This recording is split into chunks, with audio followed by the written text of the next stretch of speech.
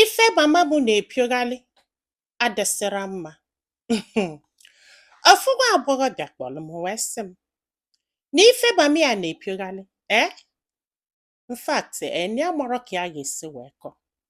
Na sis ya maala mama ya even ya pere mpe na ya ma na ọ na-epioghalị. Na ụfọdụ na ụmụnne ya na ọ bụrụ papa ya mụrụ fa o. Na ụfọdụ maala mana ụfọdụ amarọ. Mana kekwana ihe ị ga-eme ịmagodolu kedu ihe ị ga-eme.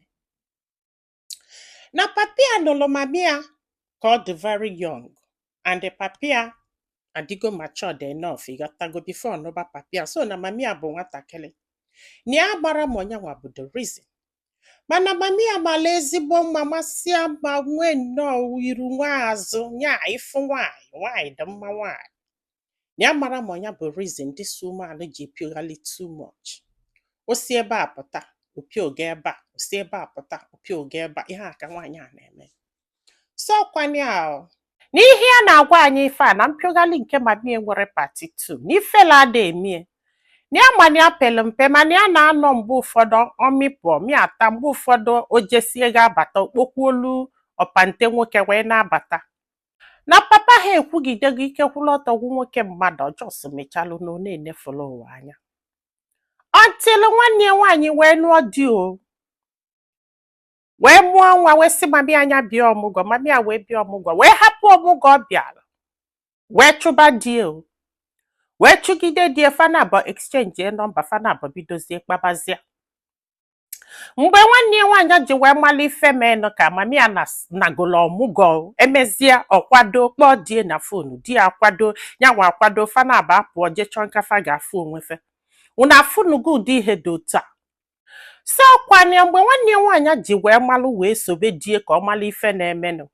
Wee tinye ihe na fon ya wee sobe die o wee bụrụ na ọmami ya ka ya na die na-epioghalị. Una anụnugo ụdị akụkọ dị otu. Nwanne nwaanyị wee wetacha na evidence wee welu wee naba benni ya wee lụọ wee rigolu mami ya. E wee kpebenu. Wee nyọbanụ, wee nụbanụ, wee nụgide, wee nụsịa, wee napụta die n'aka mami ya. Nna amụrụ m ka arụ si emesi m ka nna aka akụkọ honestly so just amụrụ m etu nsi feel. So kwanye ahụ. Na this girl na-akọlụ m ihe a kịta anụnwa n'ihe bụ nsogbu ya bụ na ya nwa anụgo di ọkwa ịghọtago. So etu nụnwa ọ nụrụ di.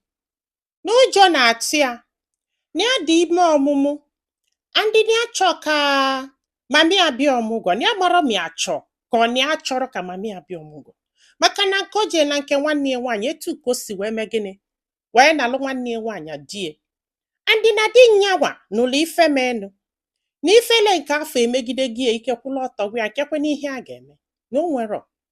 Mana kịta anụnwa na ya mara ma onye agwa mami anyị abịa n'ọmụgwọ maka ịnalị ya die o. Na ezigbo ụjọ na-atụ ya na ya mara ife a ga-eme. Ọ sị m na ya agwasịgo ụmụnne ya si na nsogbu adọrọ ya bịa na ọ bụrụ na ọ bịa ebe abasigo olie mba na nwanne ya nwaanyị na ọ kwụsịgo na ọ ma mme ụdị ha anwa ọ bịa nya na-edu ya anya. O wee sị m ka a ga-esi na-edu ya anya ya sịkwanụ ka a hapụrụ ya nwa je gote ihe chigata ya nwere ike ịdagbili moto ebe a na-agba ọsọ ka ya wee malụ ma mami ya ọ ga-ahapụrụ ya die ma ọ bụ ya chịla obu n'aka. Ọ bụgodu na die na mami ya karị ụka nsogbu ndị na ya nwere ike gwa die ihe nye nwere ike ihe nye kwesịrị igwe ya chekwe na onwe ihe jikọ ya na mami ya wanyị na o nwere ihe ga-ejikọ ha. In fact na ụdị ọnọdụ nụnwa gbara ya ghalị maka na ya mara ka ya ga-esi wee mee. Ya nwere ike iji aka ya kpatala onwe ya nsogbu dutu ihe dị ya n'isi mami ya dị capable of doing. Afọ ịghọtago.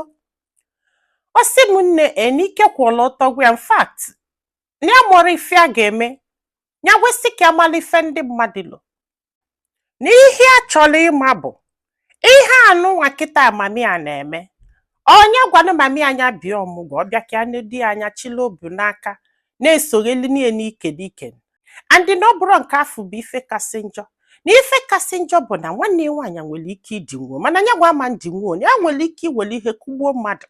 Ya nwere ike iwere ihe kụwapụ mmadụ isi o ma ọ mee ofu ihe e wee hapụzia nke a na-akọkọba ọzọ. Ka onye ji nnọọ nwayọọ gwa mami anyị abịa n'ọmụgwọ ka a nwee udo mkpụrụ obi nke ịgbagolo like abịa na atọ. regardless ndị ụmụnne ya si anya bịa na a ga-abalị ya mba chiewa na emie nke a mee nke a.